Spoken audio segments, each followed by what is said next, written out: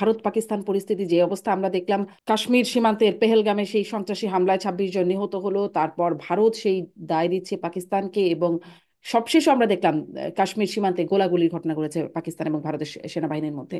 পরিস্থিতি আসলে কেমন ডক্টর ইমতিয়াজ? যুদ্ধ পরিস্থিতির দিকে যাবে এরকম কি কোনো আশঙ্কা আছে?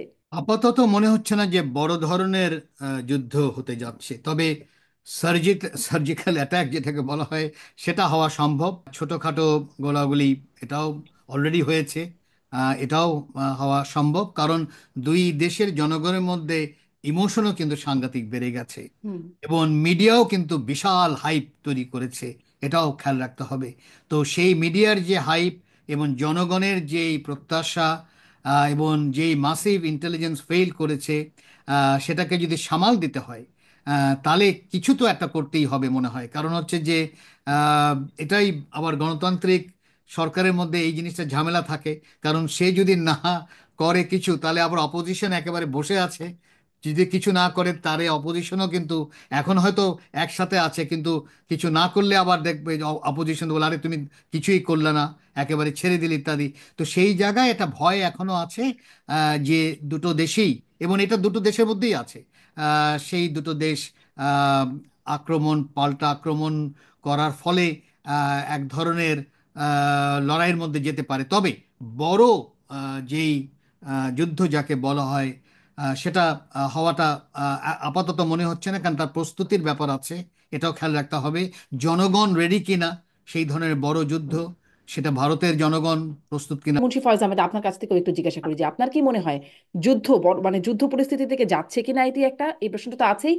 আর ভারত পাকিস্তানকে দায় দিচ্ছে, কিন্তু পাকিস্তান সেই দায় অস্বীকার করছে, কিন্তু পাকিস্তানের প্রতিরক্ষা মন্ত্রী স্পষ্ট অস্বীকার করেছেন।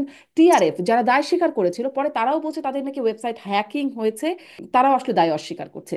যাই আপনার হোক, কাছে এখানে প্রশ্ন। আমি প্রফেসর ইমতিয়াজের সাথে মোটামুটি একমত যে সংঘর্ষ বিভিন্ন পর্যায়ের, বিভিন্ন লেভেলের সংঘর্ষ হতেই পারে।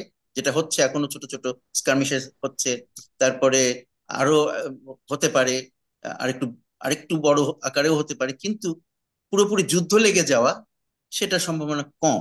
কারণ ওই যে প্রস্তুতির ব্যাপার আছে, তারপরে নানান রকমের সমীকরণ থাকে দুই পক্ষেই। পাকিস্তানের নিজস্ব রাজনৈতিক অবস্থা খুব শক্ত নয়, তাদের হুম। অর্থনৈতিক অবস্থাও শক্ত নয়। আর ভারতের এটা ঠিক এটা এটা তারা ঠিক আগের থেকে রেডি হয়ে যে করছে, ঘটনাটা ঘটার জন্য আগের থেকে প্রস্তুত ছিল, সেটা মনে করা ঠিক না। তো সুতরাং আমার মনে হয় না যে এখনই বড় আকারে কোনো যুদ্ধ লেগে যেতে পারে। আর কিন্তু এই যে মাঝে মাঝে যুদ্ধ অবস্থা তৈরি করা, এটা কিন্তু দুই দেশেরই আহ, যে যারা সিকিউরিটি স্ট্যাবলিশমেন্ট আছে তাদের স্বার্থ রক্ষার জন্য এগুলো হয়ে থাকে। হয় এই পক্ষ নইলে ওই পক্ষ, যেভাবে হোক তারা এটা করার চেষ্টা করে। পাকিস্তানে তো সোজাসুজি বলে দেওয়া যায় যে ওদের সামরিক বাহিনী তা চায় যে এখানে কনফ্লিক্টটা থাকুক, কারণ তাইলে তারা তাদের যে ডমিনেন্স আছে ওখানকার পলিটিক্সে সেইটা টিকিয়ে রাখা যায়। আর যদি শান্তি এসে যায় ভারতের সাথে, তাহলে তাদের গুরুত্বটা সেই তুলনায় কিছুটা হলেও কমে যাবে। পুরোপুরি চলে যাবে না, কিন্তু কিছুটা হলেও কমে যাবে। তো সেটা তো তারা আর চায় না। এবং সেরকমই ভারতে ঠিক আমরা কখনো দেখিনি যে সেনাবাহিনী সামনাসামনি এসে ডমিনেট করার চেষ্টা করেছে, কিন্তু ভারতে একটা খুব শক্তিশালী সিকিউরিটি এস্টাবলিশমেন্ট আছে, যারা সেনাবাহিনীর লোকজনও আছে সেখানে, সেনাবাহিনীর বাইরের লোকজনও আছে। তো তারা কিন্তু তাদের নিজেদের যে গুরুত্ব, তারা যে একটা অত্যন্ত গুরুত্বপূর্ণ কাজ করছে সেটা প্রমাণ করবার জন্য তাদেরকে তো লাইমলাইটে থাকতে হয়, এবং এই ধরনের কিছু ঘটনা ঘটলে তারা সেই লাইমলাইটে থাকতে পারে। তো সেই কারণে এখন যেমন এদিকে বলা হচ্ছে যে পাহেলগামে পাকিস্তানের সমর্থন পুষ্ট কিছু আহ, সন্ত্রাসীরা এই কাজটি করেছে। হুম। আবার ওদিকে বেলুচিস্তানে বলা হচ্ছে যে ভারতের সমর্থন পুষ্ট সন্ত্রাসীরা এইসব করছে। তো সুতরাং এইটা চলতে থাকবে। আমাদের চেষ্টা হলো যে আমরা এইটার ব্যাপারে কোনো পক্ষ যাতে আমরা না নেই, আমাদের সরকারের সেদিকে খেয়াল রাখতে হবে। এবং যদি সুযোগ আসে তাদের সাথে কথা বলার, তাইলে আমরা তাদেরকে বলবো যে তোমরা দুই পক্ষই সংযম প্রদর্শন করো এবং যুদ্ধের দিক থেকে সরে আসো। শান্তি সবার জন্যই প্রয়োজন, তোমাদেরও প্রয়োজন, আমাদেরও প্রয়োজন। আর যদি এখানে বড় রকমের কনফ্লিক্ট বেঁধে যায়, সেটা কিন্তু আমাদের জন্য নানান রকমের শঙ্কার কারণ বয়ে নিয়ে আসবে। এক তো হলো সাধারণভাবে একটা অস্থিতিশীলতা তৈরি হবে পুরো অঞ্চল জুড়ে, ব্যবসা বাণিজ্য সবকিছুতেই একটা নেগেটিভ ইম্প্যাক্ট আসবে। আর তারপরে এই দুইটা দেশই কিন্তু পারমাণবিক অস্ত্র হুম।